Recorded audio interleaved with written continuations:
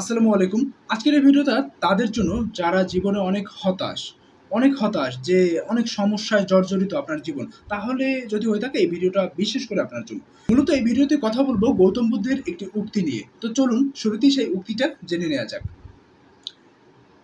জীবনে ব্যথা থাকবেই, কিন্তু কষ্টকেই ভালোবাসতে শেখো। সমস্যা ছাড়া কোনো মানুষ নয়। আপনি যদি ভেবে থাকেন আমি একা সমস্যায় আছি, তাহলে আপনি একটা ভুল ধারণায় আছেন। আপনার যদি মনে হয় আমার থেকে অন্য সবাই ভালো আছে, আমি একা খারাপ অবস্থানে আছি, আমার অনেক সমস্যা। আপনি বিবাহ করেছেন, আপনার স্ত্রীকে সময় দিতে পারছেন না, আপনার মাকে সময় দিতে পারছেন না, আপনার পরিবারকে সময় দিতে পারছেন না, আপনার অফিসকে সময় দিতে পারছেন না। হয়তোবা আপনি জীবনে অনেক হতাশ একটা অবস্থানে আছেন। কিন্তু আপনার এই হতাশার ঊর্ধ্বে গিয়েও আরো অনেক মানুষ আছে যারা আপনার ওই সমস্যার থেকেও বেশি বড় সমস্যা আছে। অর্থাৎ মানুষের জীবনে সমস্যা থাকবে। সেই সমস্যাটাকে মেনে নিয়ে সমস্যাটাকে জীবনের সঙ্গী করে চলতে হবে। অর্থাৎ প্রতিটা পদক্ষেপে আমাদের সেই সমস্যাগুলোকে নিয়ে চলতে হবে।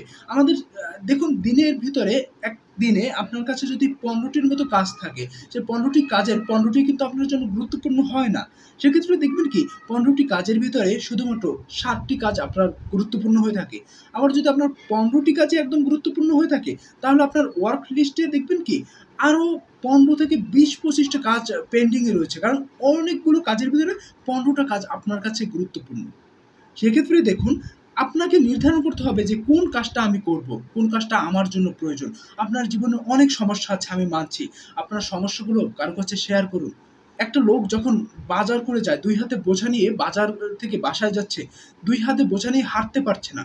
তখন ওই লোকটা করলো কি পাশের একজন বন্ধু বা পাশের একজন প্রতিবেশীকে শেয়ার করলো বাজারটা যে, "আমি নিতে পারছি না, তুমি একটু আমাকে সাহায্য করো।" তখন ওই ব্যাগটা তার থলেটা ওই পাশের ওই প্রতিবেশীকে দিয়ে দিল। তারপর একসাথে দুজন বাসায় গেল। দেখুন তার একটা সমস্যা ছিল, ২ হাত বোঝা ছিল। সেই বোঝা নিয়ে তিনি হাঁটতে পারছেন না। তারপর একটা পর্যায়ে গিয়ে যখন ওই প্রতিবেশীকে তার সমস্যা ওই থলেটা শেয়ার করলো, তখন কিন্তু দেখুন তার ভিতরে যে হেঁটে যাওয়ার একটা প্রবণতা তৈরি হয়েছে, না আমার একটু ভার কমেছে, আমি এখন হাঁটতে পারবো। আপনার জীবনেও অনেক সমস্যা আছে আমি মানছি। সেই সমস্যাগুলো কাউকে শেয়ার করুন। কারো কাছে সেই সমস্যাগুলো বলুন। সেই সমস্যাগুলো যখন অন্যের কাছে বলবেন, হয়তোবা দেখবেন কি সেই সে আপনার সেই সমস্যাটার সমাধান করতে পারেনি। কিন্তু এমন কেউ আছে যে আপনার ওই সমস্যাটার সমাধান করতে পারবে। যখন কাউকে বলবেন সেক্ষেত্রে আপনার মনটা হালকা হয়ে যাবে। আপনি রিলিফ পেয়ে যাবেন। যাকে বলা হয় ক্যাথারসিস। এই ক্যাথারসিস দিয়ে কিন্তু এই শব্দটা ভালোভাবে বোঝানো যায়। অর্থাৎ আপনার মনের ভিতরে যে সমস্যা, দুঃখ, কষ্ট যেগুলো আস্তে, আস্তে প্রশমিত হয়ে আপনি পবিত্রকরণের দিকে যাচ্ছেন। যাই হোক ওদিকে যাচ্ছি না। মূলত উক্তিটা আমাদের ছিল যে জীবনে ব্যথা থাকবেই, কিন্তু কষ্টকেই ভালোবাসতে শেখো। অর্থাৎ আপনি যদি জীবনে অনেক সমস্যা থাকবে, সেই সমস্যাগুলোকে নিয়ে বাঁচতে শেখেন। আপনি হাল ছেড়ে দিয়েন না। আপনারা কি হাল ছেড়ে দিবেন না।